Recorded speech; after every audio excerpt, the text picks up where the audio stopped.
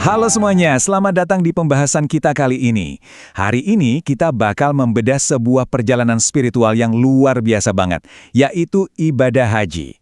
Kita akan mengupas tuntas perjalanan ini mulai dari skala logistiknya yang benar-benar masif, sampai turun ke makna spiritualnya yang paling personal dan mendalam. Karena pada akhirnya ini bukan cuma sekedar perjalanan fisik, tapi sebuah transformasi jiwa. Oke, mari kita langsung selami aja misteri terbesarnya.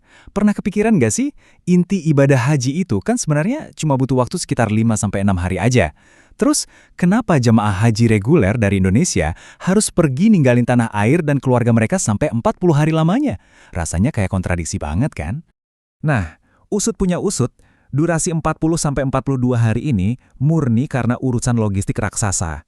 Bayangin aja, Indonesia itu memberangkatkan lebih dari 200.000 orang. Sementara itu, slot penerbangan di Bandara Arab Saudi kan terbatas banget. Jadi kedatangan dan kepulangannya harus dicicil lewat ratusan kloter. Plus, waktu ekstra ini juga dimanfaatkan jemaah buat ngejar ibadah Arba'in, yaitu sholat wajib 40 waktu berturut-turut di Masjid Nabawi Madinah, yang biasanya memakan waktu sekitar 8-9 hari. Jadi, itu dia ringkasan untuk bagian pertama kita, membahas misteri di balik durasi 40 hari. Emang sih, berada di negeri orang selama 40 hari itu kerasa lama banget. Tapi percaya deh, waktu segitu tuh nggak ada apa-apanya kalau dibandingin sama masa tunggunya. Waktu tunggu adalah musuh terbesar di sini. Saat ini, kalau kamu daftar haji reguler di Indonesia, masa tunggunya itu bisa nyampe 30-40 tahun. Lama banget ya. Tapi tunggu dulu, coba kita lihat tetangga kita. Jemaah di Singapura harus nunggu lebih dari 60 tahun. Dan rekor dunia dipegang sama Malaysia, yang masa tunggunya gila-gilaan, sampai 140 tahun. Jadi ya, jemaah Indonesia sebenarnya masih lumayan beruntung. Dan ini benar-benar ngingetin kita betapa pentingnya mendaftar seawal mungkin. Sekarang, kita masuk ke bagian 2. 3 jalur menuju Baitullah. Setelah penantian panjang puluhan tahun itu selesai dan akhirnya menginjakkan kaki di Tanah Suci, logistik jemaah selama 40 hari ini sangat ditentukan sama jalur haji yang mereka pilih. Fakta menariknya, Haji Tamatu ini adalah jalur yang paling jadi primadona buat jemaah Indonesia. Kenapa? Karena jalurnya jauh lebih santai dan fleksibel. Jemaah bisa umroh dulu, terus ganti baju biasa atau tahalul, dan bisa istirahat sambil nunggu puncak haji di bulan Zulhijjah nanti. Tapi, ada harga yang harus dibayar dari kemudahan ini. Mereka wajib membayar dam atau denda, yang biasanya bentuknya menyembelih seekor kambing. Lanjut ke bagian 3. Disinilah letak puncak ujian fisik yang sesungguhnya, yaitu fase Ar-Muzna. Oke, mari kita geser fokus kita dari urusan logistik makro ke realitas fisiknya secara langsung. Coba perhatiin jadwal maraton yang satu ini. Dari tanggal 8 sampai 13 Zulhijjah, jemaah itu benar-benar nggak dikasih jeda buat berhenti bergerak. Mulai dari wukuf di Arafah, lalu tidur beratapkan langit malam di alam terbuka Musdalifah, sampai puncaknya harus jalan kaki dari tenda di Mina buat melontar jumrah. Ini bukan jalan santai loh. Mereka harus jalan kaki sekitar 3-7 km setiap harinya sambil berdesak-desakan bareng jutaan lautan manusia dari seluruh dunia. Luar biasa banget kan? Dan ini membawa kita ke bagian 4, bertahan di cuaca ekstrem. Kayak yang aku bilang tadi, rangkaian Ar-Muzna ini bukan sekedar jalan-jalan biasa. Dan ada satu tantangan alam yang nggak main-main. Suhunya bisa tembus sampai 46 derajat Celcius. Beraktivitas fisik seberat itu di bawah terik matahari segila ini jelas bawa risiko besar. Mulai dari kelelahan parah, heat stroke sampai ancaman dehidrasi akut benar-benar mengintai para jemaah Makkah setiap saat. Makanya persiapan itu benar-benar harga mati. Petugas kesehatan kementerian kita sampai ngasih wejangan khusus buat bertahan hidup di sana.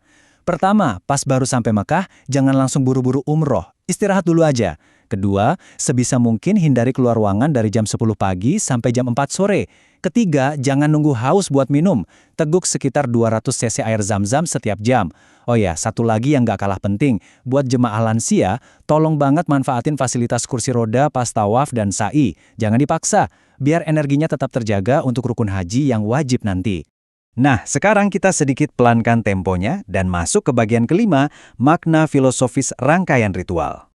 Mungkin kamu bertanya-tanya, kenapa sih jutaan orang ini rela capek-capek dan menahan rasa sakit demi semua rutinitas tadi? Jawabannya, karena haji itu pada intinya adalah perjalanan jiwa. Ini adalah momen sakral di mana seorang manusia dengan segala kelemahan dan dosanya datang bertamu ke rumah Allah untuk mencari keridhoannya.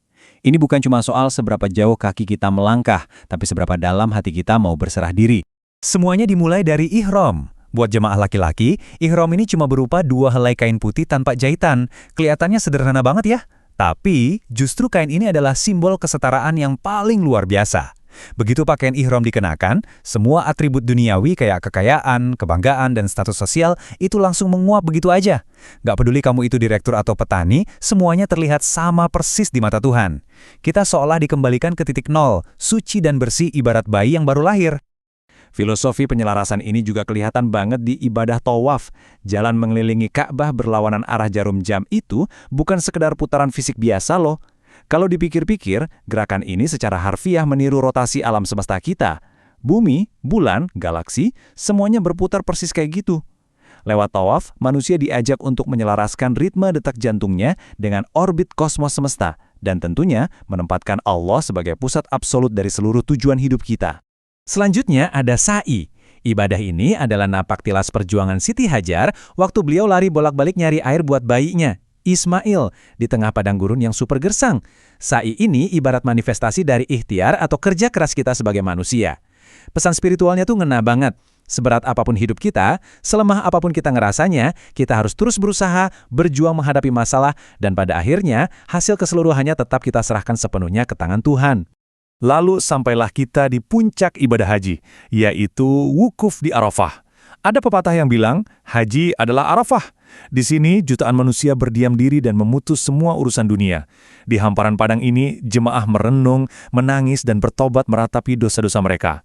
Suasananya itu syahdu banget, dan sering dibaratkan sebagai simulasi padang mahsyar nanti di hari kiamat, di mana kita, manusia, berdiri benar-benar tanpa daya, cuma bisa memohon ampunan dari Sang Pencipta.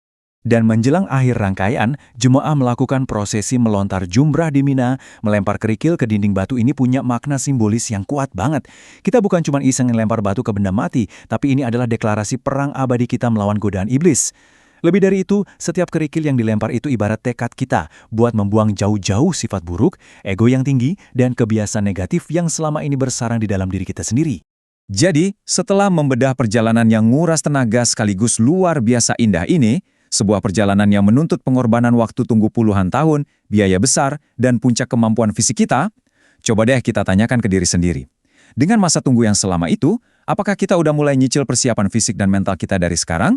Apakah kita siap menyambut panggilan perjalanan sekali seumur hidup ini? Terima kasih banyak udah ngikutin pembahasan kali ini sampai habis, dan sampai jumpa di ulasan menarik berikutnya.